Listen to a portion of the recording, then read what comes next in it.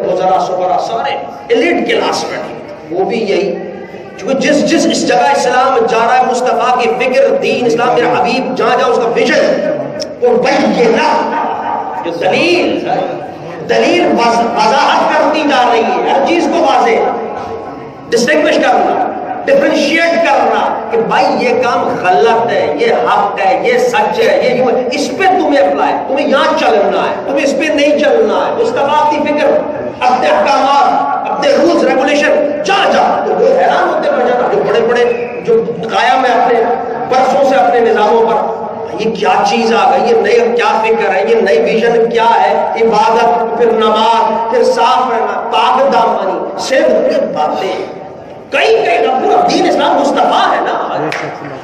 تو وہ جب بادشاہ اس نے بھی سنا تو اس رومن امپائر کے جملے جانتے ہو، یہ تو پتہ نہیں داستان ایک بڑی لمبی، کیسے اس کو مختصر کریں، کیا مصطفیٰ کی شان، اس بینہ نے کیا کیا. عالم یہ کہ اس بادشاہ نے بھی اسی طرح سوالات و جوابات کی آپ کے لوگوں سے بیٹھ کر کے پوچھو کون ہے، کیسا نسب تھا، کہا نسب بہت تھا، محمد کریم جانتے ہیں. اور جواب کون دے رہا ہے؟ ابھی اسلام نہیں لایا، صوفیان جواب دے رہے ہیں. مختلف سوالات ہوتے رہے، جوابات ہوتے رہے. کہا اچھا ویژن کیا ہے، فکر کیا، مختلف پہلے فیملی کے بارے میں، پھر پوچھا کہ فالوورز بڑھ رہے ہیں کم ہو رہے ہیں، یزیدون ینقصون. کہا بھائی ہم تو یہی دیکھ رہے ہیں جب سے وہ فکر پھیل رہی ہے زبان بڑھتے چلے جا رہے ہیں.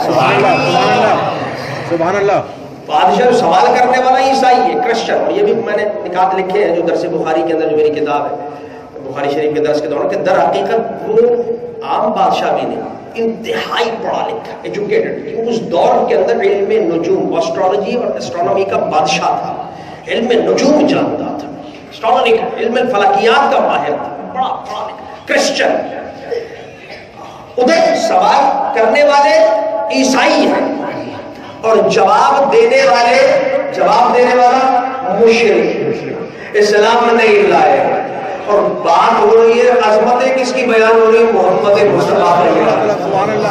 اچھا یہ نسب پوچھا، فالوور کی کیا حالت ہے، مختلف سوالات کرتا ہوں. بڑے 3 صفحے کی حدیث مختصر آخری جملہ بتانا چاہتا ہوں جو کمال.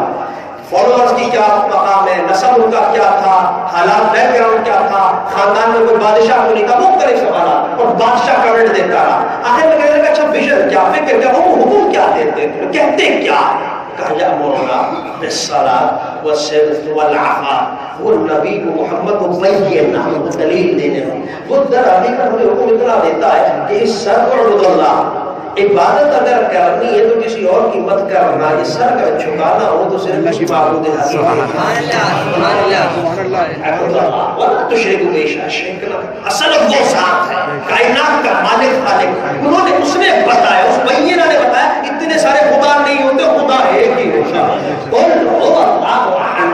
اسی نے بتایا نماز کیا ہے، نماز کیسے، وصدق والعفاف. اور جانتے اور وہ ہمارے اسپرچولی ہر زاویے سے، روحانی، سوشلی، اکنامکلی، ہر زاویے سے ہمیں درست کر رہا ہے. کیا؟